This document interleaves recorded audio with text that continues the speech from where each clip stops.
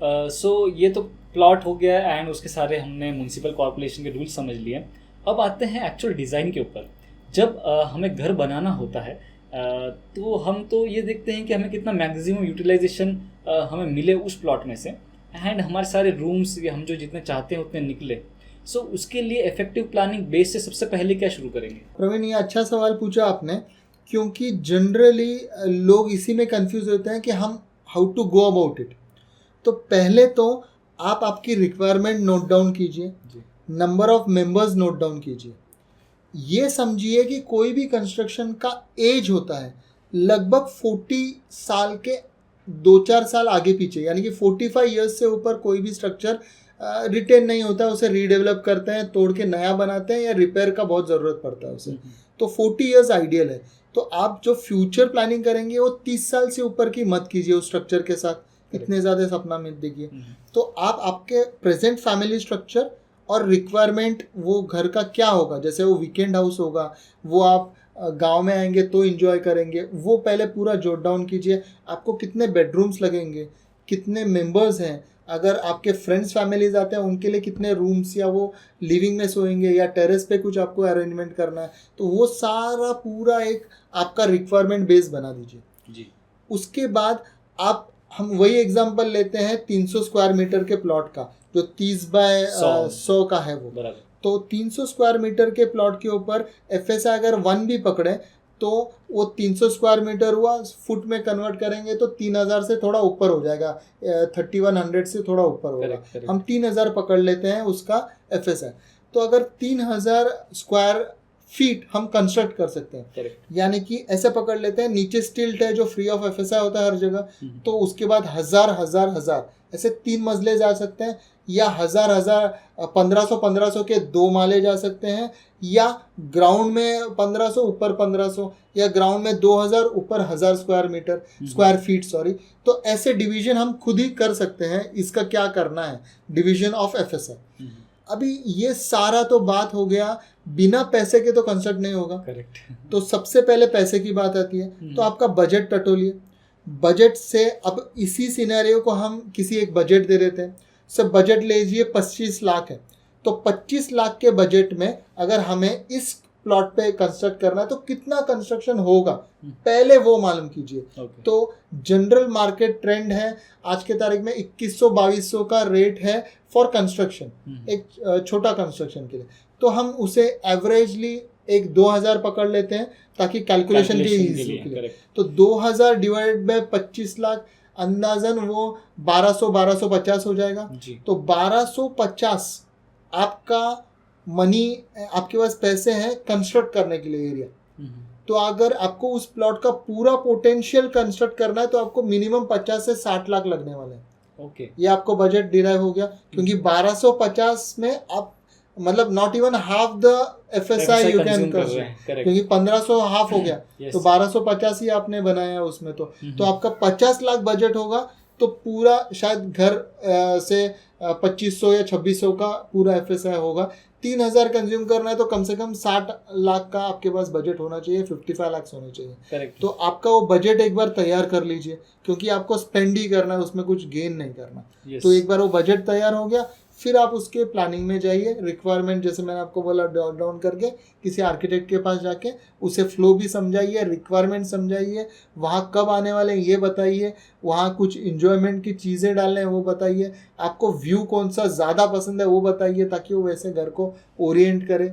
बाकी wind direction देखना पड़ता है और नॉर्थ देखना पड़ता है। डायरेक्शंस के ऊपर भी आते हैं हम थोड़ी देर में, लेकिन आपने कहा 2000 का एक एग्जांपल लिया आपने। सो ये 2000 बेसिकली हर सिटी में, पूरे इंडिया भर में अगर हम बात कर रहे हैं तो यही थंब रूल चलता है, या फिर रेट्स वेरी कर सकते हैं? नहीं, ये रेट्स वेरी करते हैं आपके टोटल FSI कंजम्पशन, यानी कि आप कितने फ्लोर्स का बंगलो या कितना ग्रैंड बंगलो बना रहे हैं। वैसे फॉर एग्जांपल आप बंगलो में डबल हाइट दे रहे हैं और एक ग्रैंड स्टेयरकेस दे रहे हैं और अलग बहुत ही ग्रैंड बना रहे हैं, उसे विक्टोरियन स्टाइल या कोई राजमहल जैसे बना रहे हैं, तो फिर आपका स्क्वायर फुट रेट 3-3,500 तक भी जा सकता है। ये एक बेसिक रेट है 2000। आप गांव साइड में बना रहे हैं जो बहुत नेटिव है, जहाँ लोकल मटेरियल्स का यूज़ होता है, जहाँ लोड बेरिंग स्ट्रक्चर बनाते हैं, यानी कि दीवारों के ऊपर सीधे स्लैब डालते हैं, वहाँ तो ये as minimum as 800 to 1000 rupees भी आता है खर्चा। तो 850 से आप आपका कंस्ट्रक्शन कॉस्ट पकड़ना चालू हो सकता है। लेकिन 850 में आप बहुत ज़्यादा मल्टी स्टोरी बिल्डिंग या स्ट्रक्चर नहीं बना सकते, ज़्यादा जाता G+1 कर सकते हैं। Correct. और उसमें स्टिल्ट बनाना भी मुश्किल है, यानी कि नीचे पार्किंग देना है और स्टिल्ट फ्लोर बनाना है, तो वो भी थोड़ा मुश्किल है। तो उसके लिए RCC जाना ज़्यादा प्रेफरेबल है। सो ये 2000 के रेट में जो आपने कहा कि अपने एग्जाम्पल का वापस ले लेते हैं, हम पूरा FSI कंज्यूम करना चाह रहे हैं तो 50-60 लाख रुपए का जो एस्टिमेट हमने निकाला है, इसमें क्या क्या हो जाएगा पूरे घर में तैयार, एंड कहाँ पे जाके वो काम खत्म होगा?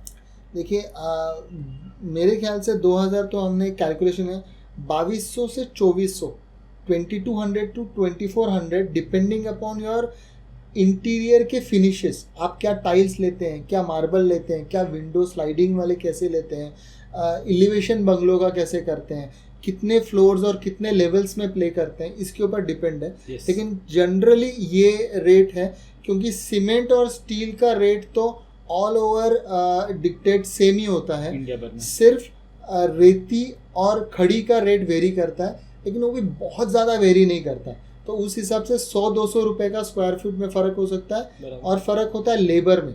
बम्बई में या टाउन में लेबर्स महंगे हैं, बी टाउन्स में, सैटेलाइट टाउन्स में लेबर कम है, तो आप 2000 के आसपास में भी कंप्लीट कर सकते हैं। The starting point would be 1800, that would be starting rate I would say. उसके बाद आप 2400 या 2500 तक पूरा काम कर सकते हैं। 1800 में अच्छा बंगलो की बात कर रहा हूँ। अगर आपको ग्राउंड फ्लोर और प्लस फर्स्ट फ्लोर का सिर्फ घर बनाना है विथ मिनिमल RCC, जो बहुत डिज़ाइनर नहीं है, प्लेन कंस्ट्रक्शन है, तो 1400 से भी आप स्टार्ट कर सकते हैं, जो 2000 के अंदर हम कंप्लीट कर सकते हैं। सो ये डिसेंट एक अच्छा एवरेज मिल गया अपने को। हाँ। इसमें आप कह रहे हैं कि इस बजट में जो इससे बजट निकलेगा इस रेट से इंटू करने के बाद, उसमें हमारे डोर्स, विंडोज, टाइल्स, ये सब चीज़ कवर हो गया, इंटरनल प्लास्टर और एक अच्छा ढंग का पेंट भी कवर हो गया अंदर का। करेक्ट। सो अभी सिर्फ रह जाता है इंटीरियर्स। ठीक है, इंटीरियर्स तो आज का अपना टॉपिक नहीं है, लेकिन अभी आते हैं हम लोग जो प्लानिंग आपने बताया हमें, क्योंकि जो हमने रिक्वायरमेंट्स कलेक्ट किया एंड देन प्लानिंग हमको सेट करना है, आर्किटेक्ट से हमें ड्राइंग भी आ गई है। अब ये जो घर बनता है बेसिकली वो कैसे बनता है ज़मीन से लेकर ऊपर तक, ताकि लोगों को वैसे एक क्लैरिटी रहे कि ये चीज़ें प्रोसेस हो रहा है कि नहीं, हम भी नज़र रख सकें। ठीक है, मैं थोड़ा सा प्लानिंग पे एक बात ऐसे आता हूँ कि आप आर्किटेक्ट को जब जाएं तो आपका फैमिली स्ट्रक्चर बताएं, रिक्वायरमेंट बताएं, एक फ्लो डायग्राम बना सकें खुद तो बहुत अच्छा होगा, उससे भी क्लियरिटी आएगी। जैसे कि फ्लो डायग्राम यानी कि आपको पार्किंग एंट्री करने के बाद आपकी 2 गाड़ियां हैं, आपको पार्किंग चाहिए, वहां से चल के मैं लिविंग को जाऊंगा, लिविंग फर्स्ट फ्लोर पे होगा तो भी चलेगा, या लिविंग ग्राउंड में ही चाहिए, और लिविंग को लग के मुझे किचन चाहिए ही है, तो ये आप एम्फेसिस कर सकते हैं। या आपको ये भी एम्फेसिस कर सकते हैं लिविंग के साथ किचन और एक bedroom with separate toilet and bathroom. यानी कि ये सब जब आप आर्किटेक्ट को पूरी क्लियरिटी के साथ बताते हैं कि मेरे लिविंग को किचन टच होना चाहिए, उसमें डाइनिंग एरिया अलग चाहिए, एक आपका बेडरूम चाहिए जिसमें भी टॉयलेट बाथरूम अलग चाहिए। कारण हो सकते हैं माँ बाप ऊपर चढ़ना नहीं चाहें कि वो मैं नीचे ही सो जाऊं, जब गेस्ट आए या बच्चे हैं वो ऊपर के रूम में सोएं या ऊपर टेरेसेस हों, या आप उस फ्लोर को अगर आप अपलिफ्टेड लिविंग करते हैं, नीचे पार्किंग रखते हैं, तो लिविंग के बाहर मैं बड़ी बालकनी दूं या टेरेस दूं, ताकि लिविंग से जब मैं बाहर आऊं तो मैं व्यूइंग, मुझे किस साइड से व्यू है पूरे बंगलो को या पूरे घर को, वो नज़र में आऊं, और जहाँ पे व्यू है वहाँ से व्यूइंग बालकनी दूं, ताकि मैं उस व्यू का पूरा मज़ा लूँ मेरे खुद के बंगले में। तो ये सारे रिक्वायरमेंट आप अगर उन्हें बताएं एम्फेसिस करके तो और अच्छा रहेगा। ये सब मैं आपसे और डिटेल में समझूंगा, ताकि हम आज एक घर डिज़ाइन करके ही जाएंगे। लेकिन मैं कह रहा था कि एक कंस्ट्रक्शन कैसे होता है, सिर्फ हल्का सा मुझे ब्रीफ दे दीजिए कि ज़मीन से ऊपर घर कैसे खड़ा करते हैं। आप पहले जो प्लॉट होता है उससे वेजिटेशन से क्लियर कर देते हैं जी, एक प्लॉट आपका क्लियर हो जाता है।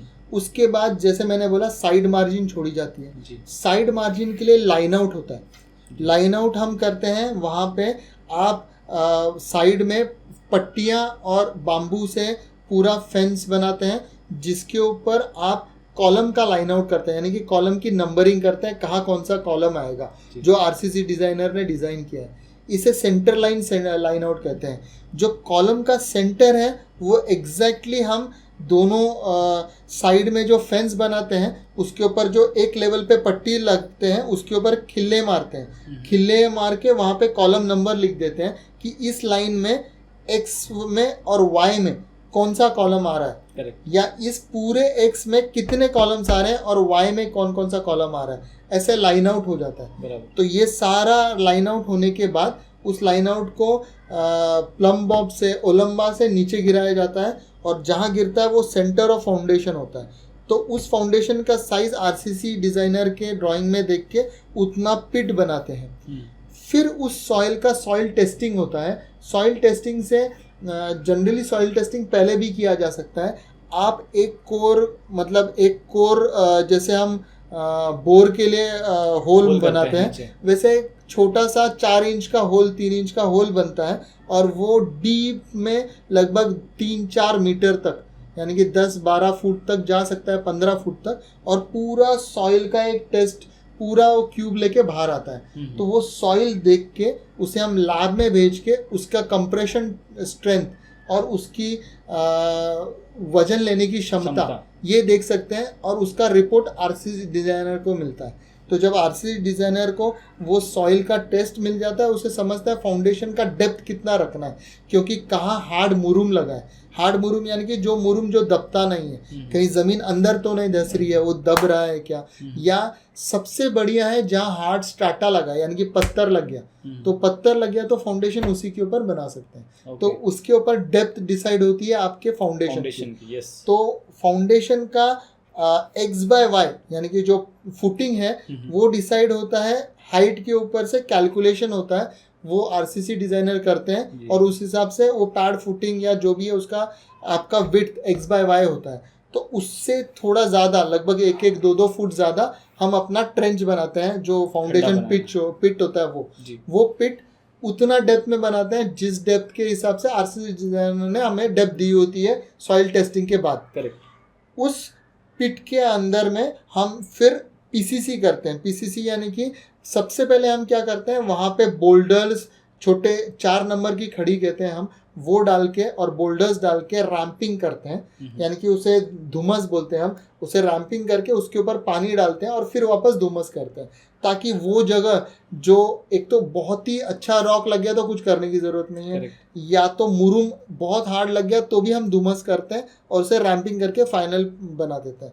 फिर उसके ऊपर एक पीसीसी का लेयर करते हैं, लगभग वो 6 से 8 इंच का पीसीसी करते हैं, उसमें खड़ी रेती डाल के पूरा पीसीसी बना देते हैं। अभी वो लेवल होने के बाद फाउंडेशन का जो भी ड्राइंग आया है उस हिसाब से एक्स बाय वाई करके हम उसमें फर्मा डालते हैं, यानी कि प्लाई का ऐसा फर्मा बनाते हैं जिसके अंदर आरसीसी का फ्रेम स्ट्रक्चर डालते हैं स्टील का, और फिर उसमें कंक्रीट पोर करके आरसीसी का फाउंडेशन बनाते हैं। करेक्ट। फिर वो ऊपर आने के बाद जो कॉलम स्ट्रक्चर है उस सबको जोड़ने के लिए कॉलम को एक प्लिंथ लेवल पे प्लिंथ बीम डालते हैं। करेक्ट। जो प्लिंथ बीम सारे कॉलम्स को पकड़ के रखता है और एक जोड़ बनाता है। तो ये प्लिंथ बीम का डेप्थ और स्ट्रक्चर और उसकी स्टील भी आरसीसी डिजाइनर देता है। तो ये सारा प्लिंथ बीम हम जनरली ग्राउंड लेवल के ऊपर डालते हैं। जहाँ प्लिंथ बीम डालते हैं, जैसे हम ये ग्राउंड लेवल के ऊपर प्लिंथ बीम डालते हैं, उस ऊपर के सरफेस को भी हम थोड़ा सा पीसीसी कर देते हैं ताकि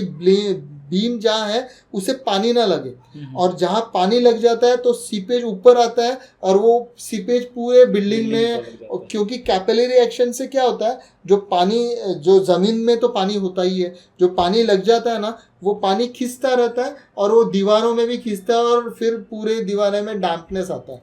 तो जनरली ऐसा बोलते हैं कि ये जो प्लिंथ बीम का लेवल है वहाँ जो पीसीसी करते हैं हम उसमें डीपीसी डैम प्रूफ कोर्स भी करना चाहिए और फिर पीसीसी करना चाहिए। फिर उसके ऊपर आप प्लिंथ बीम जो कनेक्टर्स है कॉलम्स को आरसीसी डिजाइनर के हिसाब से वो लेआउट करने चाहिए। वो होने के बाद फिर जो पीसीसी होता है उसके बाद आपका अगर स्टिल्ट है तो स्टिल्ट लेवल पे प्लिंथ जो होती है उसमें भरनी होती है, क्योंकि आपका प्लिंथ बीम स्ट्रक्चर हो गया तो वो लगभग 2 फीट से 3 फीट हो जाता है, ऊंचा हो जाता है। तो आपका एक छोटे छोटे छोटे पॉकेट्स बन जाते हैं रूम्स के हिसाब से। तो उस रूम्स के ऊपर हम ब्रिक बैट या रबल डाल के पूरा, या इनिशियली तो मुरुम डाल के भी, अगर बहुत हाइट है बहुत है तो मुरुम, हार्ड मुरुम डाल के लेवलिंग करते हैं। फिर इसके ऊपर पीसीसी करते हैं पूरे लेवल पे। ये जो पीसीसी होती है वो आपका प्लिंथ लेवल है। करेक्ट। तो ये प्लिंथ जनरली इस लेवल के ऊपर पीसीसी करके डीपीसी करना बहुत ज़रूरी है। इसके ऊपर अगर आपने वाटर प्रूफिंग कर दी तो आपके सीपेज के मैक्सिमम चीज़ें दूर हो जाती हैं। मैं इवन ये कह रहा हूँ कि इस लेवल पे आप पेस्ट कंट्रोल कर दे, जो टर्माइट कंट्रोल है वो करना चाहिए आपको। इससे क्या होता है कि टर्माइट भी अपना नीचे से ही ज़मीन को वाड़वी लगती है, हम जो टर्माइट बोलते हैं, वाइट एंट्स बोलते हैं, वो इस लेवल पे अगर आपने टर्माइट प्रूफ कर दिया और पीसीसी डीपीसी कर दिया आपने, तो डैम प्रूफ कोर्स कर दिया, तो आपका सीपेज का भी 50-80% प्रॉब्लम सॉल्व होता है। टर्माइट का तो हो ही जाता है, अच्छा फाउंडेशन लेवल पे टर्माइट ट्रीटमेंट किया तो फिर ये पूरा पीसीसी आपका घर का एक प्लिंथ बन जाती है। करेक्ट। इसके ऊपर अगर स्टील फ्लोर है तो सिर्फ कॉलम्स जाते हैं और फिर स्लैब आता है और ऊपर बांधकाम होता है। अगर नीचे ग्राउंड फ्लोर से ही स्ट्रक्चर है तो ग्राउंड फ्लोर से ही कॉलम्स आते हैं, बीम स्ट्रक्चर आता है, स्लैब आता है और फिर बांधकाम होता है। करेक्ट। तो ये प्रोसेस है और ऐसे रिपीट होते जाता है, जितने नंबर ऑफ फ्लोर्स है वैसे होता है। इसमें एक और चीज़ याद रखने वाली है कि जब आपका जो प्लिंथ बन जाता है उसके साइड में लोग इसे प्लिंथ को ना न्यूड छोड़ देते हैं, नंगा छोड़ देते हैं। मैं बोलता हूँ उसकी जगह पे एक वहाँ पे पैड 2 फुट का टोटल आरसीसी का, मतलब जो पीसीसी करके एक स्लोप में पूरा का पूरा उन्होंने प्लिंथ प्रोटेक्शन पैड बनाना चाहिए। जो प्लिंथ प्रोटेक्शन बनाने से क्या होता है, वहाँ पे वापस टर्माइट लगने का या सीपेज का प्रॉब्लम नहीं होता, क्योंकि अभी आपका प्लिंथ है, फिर यहाँ पे ग्राउंड लेवल की ज़मीन है जहाँ पे मिट्टी है, तो ये नहीं लगे करके 2-2.5 फुट 3 फुट जितना बड़ा आप स्लोप में पैड ले सकें, ऐसे करके जो प्लिंथ को भी प्रोटेक्ट कर रहे हैं इस तरीके से, और जो पानी गिरेगा वो ऐसे जाके इस गिरेगा, प्लिंथ के बेस तक पानी ना पहुंचे और आपको सीपेज और टर्माइट ना हो। तो ये प्लिंथ प्रोटेक्शन पैड भी भूलिए ना। और फिर तो जैसे कंस्ट्रक्शन होता है, जैसे प्लान है आर्किटेक्ट का, उस हिसाब से और आरसीसी डिज़ाइनर के हिसाब से आगे का कंस्ट्रक्शन होता है। This was all wonderful to know. In fact बहुत ही अच्छा गाइडेंस हो गया। इनफैक्ट अभी तो ऐसा लग रहा है कि मैं ही बना सकता। लेकिन अभी आते हैं हम एस्थेटिक्स पे, यानी कि अभी जो दिखावट वाला चीज़ है, हम बंगलो बना रहे हैं तो लोगों को दिखाने के लिए भी बनाते हैं। सो अभी आप छोटी मोटी चीज़ें पहले एक डिज़ाइन की एग्जांपल्स ले लेते हैं कि किस साइड बालकनी रखना है, किस साइड हमें खिड़की रखना है, वेंटिलेशन कैसे रखना है हमें। तो इसके ऊपर सेम एग्जांपल लेते हैं अगर, कि नैरो हमारा वापस ये है, साइड से बहुत कम जगह छोड़ रहे हैं अपन, तो साइड वाले जो वॉल्स हैं उसमें वेंटिलेशन और या फिर उजाला आने के लिए क्या क्या चीज़ें कर सकते हैं? देखिए, इसमें आप ऐसे आइडिया कर सकते हैं कि आप इनिशियली जब अगर डेप्थ बहुत है प्लॉट की, इसका मतलब आप डेप्थ के साथ लेआउट में प्ले कर सकते हैं। करेक्ट। तो उसमें आप इनिशियली कार के लिए एंट्रेंस पोर्च बना लीजिए, यानी कि सिर्फ पोर्च जिसमें कार खड़ी हो जाए, तो वो एक दिखावट की भी बात होती है, शान की बात होती है। उस पोर्च के ऊपर टेरेस आ गया आपका, तो आपके लिविंग से टेरेस की तरफ आप जा सकते हैं। समझो आपका अपलिफ्टेड लिविंग है, फर्स्ट फ्लोर पे, नीचे पार्किंग रखा है आपने, तो वहाँ से जा सकते हैं। या आपके लिविंग को आप डबल हाइट दीजिए पूरे लिविंग को, तो लिविंग आया, ऊपर फैमिली एरिया आया, फैमिली एरिया से आप पोर्च के ऊपर एज टेरेस जाइए। तो टेरेस में आप जब खड़े हैं बंगलो के, जो फ्रंट में और पीछे पूरा एलिवेशन है बंगलो का, तो एक बहुत अच्छा ग्रैंडनेस आता है पूरे घर को, और आप आपकी गाड़ी को आते हुए देख सकते हैं, रोड से क्या हो रहा है वो देख सकते हैं, और उस टेरेस का भरपूर उपयोग कर सकते हैं।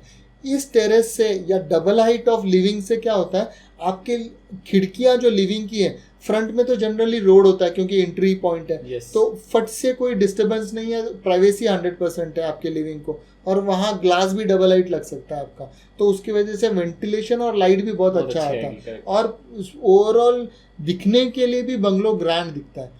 आपके आर्किटेक्ट को एक मौका भी मिलता है एलिवेशन उसको देने के लिए, क्योंकि फ्रंट में पोर्च को कुछ एलिवेशन दे सकते हैं वो, डबल हाइट होने की वजह से पूरे विंडोज़ को, या डबल हाइट जो फ्रेंच विंडोज़ है उन्हें ट्रीट कर सकते हैं, ऊपर के पैरापेट वॉल को एलिवेशन में ट्रीट कर सकते हैं, वो एक फ़ायदा ले सकते हैं। दूसरी बात ऐसी है कि पीछे के रूम्स जो हैं, जो फर्स्ट या सेकंड फ्लोर पे है, उन पे वेंटिलेशन के लिए आपने जैसे बराबर कहा, साइड में तो हमारे दूसरे बंगलो हैं, प्राइवेसी इशू है, तो पीछे वाले रूम्स को पीछे की विंडो दे दीजिए और अपने ही प्लॉट से वो थोड़ा अंदर बनाइए। आपके पास 100 फुट की डेप्थ है तो आप वहाँ से 20 या 25 फुट छोड़ दीजिए और वहाँ पे एक टेरेस दीजिए, फिर आपका रूम बनाइए। तो उससे क्या होगा कि आपको ऐसी प्राइवेसी 30-35 फुट तो आप ही का प्लॉट है प्राइवेसी के लिए, वहाँ आप खुद का गार्डन डेवलप कीजिए। तो ऐसे भी आपको साइड वाले से कुछ ज़्यादा लेना देना नहीं होगा। तो वैसे ही आपको आपका प्राइवेसी मिल जाएगा और वो टेरेसेस पे आने के बाद जो गार्डन का व्यू मिलेगा और प्राइवेट टेरेस मिल जाएगा, वो एक अलग बात है। दूसरा, अपने बंगलों को सिक्योर और प्राइवेसी देने के लिए या तो कंपाउंड वॉल थोड़ी ऊंची बना दीजिए या वहाँ ऐसे प्लांट्स लगाइए जो नैरो हो, जिसका वेजिटेशन ऐसा फैला ना हो और नैरो जाए और ऊपर की तरफ जाए, ताकि वो वेजिटेशन से आपका बंगलो सिक्योर हो जाए, सेक्लूड हो जाए और प्राइवेसी 100% मिल जाए। यानी कि जो प्लांट्स ऐसे लगाइए। करेक्ट। दूसरा एक और सिस्टम है कि आप कंपाउंड वॉल से आते हुए आपके बंगलों तक फिन्स की कुछ डिज़ाइन ले सकते हैं, एल्यूमिनियम फिन्स में या आरसीसी फिन्स में बीम शेप में, जो डिज़ाइन सिक्लूड भी कर देगी, उसको दिखने में भी एस्थेटिकल वैल्यू आएगी और वो फिन्स की वजह से जो सनपात में शैडोज़ का बंगलों पे इफेक्ट पड़ेगा या एलिवेशन पे, वो भी ग्रैंड आता है। सो आपने सन की बात की तो मुझे आ गई है वास्तु की याद। सो अभी वास्तु अगर देखना इसी प्लॉट में हमें, तो क्योंकि प्लॉट चूज़ करते वक्त तो हमारे पास थोड़े लिमिटेशंस थे कि जैसे प्लॉट काटे हैं वैसे ही हमको लेना है, लेकिन प्लॉट लेने के बाद क्या क्या चीज़ें हम आर्किटेक्ट के पर्सपेक्टिव से वास्तु में कवर कर सकते हैं। अभी खुद का बंगलो होने की वजह से, खुद का प्लॉट होने की वजह से आप वास्तु बहुत हद तक कंप्लाई कर सकते हैं उस प्लॉट में। तो पहले तो प्लॉट लेने के पहले ही आप एंट्रेंस देखिए प्लॉट का कि वो दक्षिण मुखी ना हो। तो उस हिसाब से पहले ही आप अवेयर रहिए, पहले बात तो। और उसके बाद अगर वो दक्षिण मुखी भी हुआ तो किसी तरीके से वो एग्जैक्ट दक्षिण ना हो, किसी और तरीके से एंट्रेंस लेके मेन घर के अंदर एंट्री कम से कम ईस्ट वेस्ट कर दीजिए। करेक्ट। तो उस हिसाब से आपका बंगलों में तो 100% आप वास्तु कंप्लाई कर सकते हैं। अभी वास्तु एक अलग ही टॉपिक हुआ, लेकिन इसमें कैसे है, जैसे किचन भी आपने दिया जो लिविंग को अटैच्ड है, इसमें भी आपको 3 दिशाएं तो मिली जा सकती हैं। आपको किसी भी दिशा में आप किचन बिठा सकते हैं। तो एक्सेप्ट एक दिशा, तो बाकी अगर आपको साउथ ईस्ट में किचन बिताना है तो साउथ ईस्ट आपको मोस्टली तो मिल ही जाएगा। exactly. तो इसी हिसाब से आप वास्तु को कंप्लाई करते हुए सारे रूल्स लीजिए और फिर प्लानिंग को बैठिए, तो वास्तु कंप्लाई तो कर ही सकते हैं बंगलों में, कम से कम 80% तो हो ही सकता है। सो ये वाला पार्ट भी कवर हो गया। आपने छोटे छोटे फिन्स की बात की तब मुझे ना ऑर्नामेंटेशंस की चीज़ें याद आ गई। तो वैसे तो थोड़ी समय पहले, थोड़े कुछ साल पहले है ना, छोटे छोटे ऑर्नामेंटेशंस करना, छोटे छोटे जो प्लास्टर है उसमें डिज़ाइंस बनाना काफ़ी पॉपुलर था। सो आज के डेट में 2023 में अगर कुछ डेकोरेट करना चाह रहे हैं आप अपने एक्सटीरियर को प्लास्टर में या किसी भी और मटेरियल से, तो क्या क्या चीज़ें हो सकती हैं? देखिए, अभी तो प्लास्टर में डेकोरेशन बहुत कम लोग करते हैं। अभी प्लेन प्लास्टर, पेंट में ही टेक्सचर पेंट का उपयोग या जो नए मटेरियल कंस्ट्रक्शन का है उसका उपयोग सबसे ज़्यादा होता है। जैसे कि ग्लास रेलिंग से बंगलो बहुत कंटेम्प्रेरी लगता है, रेलिंग को ग्लास का बना है। दूसरी बात ऐसी है कि आप टोटली कॉर्नर विंडो, क्योंकि कॉर्नर विंडो फ्लैट्स में नहीं मिलती, तो आप कॉर्नर को पूरा विंडो देके कॉलम को आप अंदर रिसेस करके वो बंगलों में एक स्टाइल आइकॉन दे सकते हैं। दूसरा, अल्टरनेट टेरेसेस जो कि बहुत सुंदर दिखते हैं, जिससे बंगलो बहुत अच्छा दिखता है। तीसरा, वेजिटेशन। आज के तारीख में एक्चुअल पेड़ पौधे उगाने और वो आपके पैरापेट पे उसके लिए ट्रेंच बनाना और वहाँ से ड्रेनेज सिस्टम भी डिज़ाइन करना। तो आप एक्चुअली प्लांटर्स लगा सकते हैं और एक्चुअली छोटे ट्रीज भी आप लगा सकते हैं आपके टेरेसेस पे, जो कि बहुत सुंदर दिखते हैं और एक स्टाइल स्टेटमेंट है। उसके बाद आपके टेरेस के अंदर या इनिशियल बालकनी के अंदर या तो परगोलास या तो स्पैशियो जैसे कुछ अलग से उसे सीलिंग जैसा भी कवर्ड, सेमी कवर्ड स्ट्रक्चर्स देना, ताकि उस पर जब सन पड़े तो उसके जो शैडोज है उससे भी बंगलोज बहुत अलग ही हाईलाइट होता है, लगता है वो जगह सारी। और आखिर में मैं ये बोलूँगा कि कुछ लोकल मटेरियल का यूज़ करना। जैसे राजस्थान है तो सैंडस्टोन इजीली अवेलेबल है, तो सैंडस्टोन का या तो क्लैडिंग करो या तो उसी की दीवार बना लो। वैसे ही शायद राजस्थान है तो राजस्थान स्टाइल में आप खिड़कियाँ छोड़ो, डेप्थ वैसे छोड़ो आप पैरापेट उस हिसाब से डिज़ाइन कर लो। पूरे बंगलों को या पूरे डिज़ाइन को एक थीम देना बहुत ज़रूरी है, कंसेप्ट देना बहुत ज़रूरी है। जैसे आप उसे कंटेम्प्रेरी थीम देना चाहते हो, उसे एक फ्लोटिंग जैसा कुछ दिखाना चाहते हो, या कोई पोस्ट मॉडर्न थीम कुछ डिपिक्ट कर रहा है, जैसे कि वो बंगलो आपका कोई अलग चीज़ डिपिक्ट कर रहा है, आपके यहाँ राजस्थान का कोई महल डिपिक्ट कर रहा है, या पुराने घर के स्टाइल कुछ डिपिक्ट कर रहा है, आप महाराष्ट्र का कोई घर को आप या केरला के स्लोपिंग रूफ डिपिक्ट करना चाहते हैं राजस्थान में, तो वैसे स्टाइल का कुछ बनाया। तो ऐसा कोई एक स्टाइल या थीम अपने माइंड में रखिए और फिर डिज़ाइन को लीजिए, तो भी डिज़ाइन में बहुत फ़र्क पड़ता है। और चौथा और आखिरी ऐसा मैं बोलूँगा कि जो पेंट है उसकी जगह पे सैंड प्लास्टर्स आते हैं, अलग अलग तरीके के टेक्सचर प्लास्टर्स आते हैं वो, या क्लैडिंग मटेरियल्स आते हैं वो, और आखिर में कंपोजिट क्लैडिंग मटेरियल आता है जो भी बहुत बंगलों को कंटेम्प्रेरी बनाता है। सो डिज़ाइन और एस्थेटिक्स हमने काफ़ी अच्छे कवर कर लिए, सो इसका डेफिनेटली यूज़ हम सब अच्छे से कर सकते हैं। लास्ट में मुझे ना एक जो दूसरी प्रॉब्लम सताती है बंगलोज की स्पेशली, वो है उसका सिक्योरिटी। अब बहुत ही ईजी टू एक्सेसिबल होते हैं चोरों के या कोई भी दूसरे अदर टाइप ऑफ हार्म के, तो सिक्योर करने के लिए कोई ऐसी चीज़ है जो हम स्टार्टिंग से प्लान कर सकते हैं घर को? देखिए, आज के तारीख में टेक्नोलॉजी ने इतनी अच्छी उन्नति की है कि सिक्योरिटी के लिए आदमी को रिप्लेस किया जा रहा है। Correct. तो उस हिसाब से आप सिक्योरिटी कैमराज हैं, एक्सेस डोर फोन लॉक्स हैं, और डिजिटल लॉक्स हैं, मोबाइल के ऊपर आपका घर पूरा दिख जाएगा आपको। वो तो आप सिस्टम, मैं बोल रहा हूँ, आप लगा ही लीजिए, क्योंकि बंगलो है तो सिक्योर तो होना ही चाहिए। दूसरा पॉइंट ऐसा है कि एक सिक्योरिटी गार्ड हुआ तो एक हेल्पर जैसा भी होता है, आपको सब संभाल लेता है, आपके छोटे मोटे काम, ड्राइविंग, साफ़ करना बंगले को। तो वैसे कोई सर्वेंट या गार्ड रहा तो सिक्योरिटी का।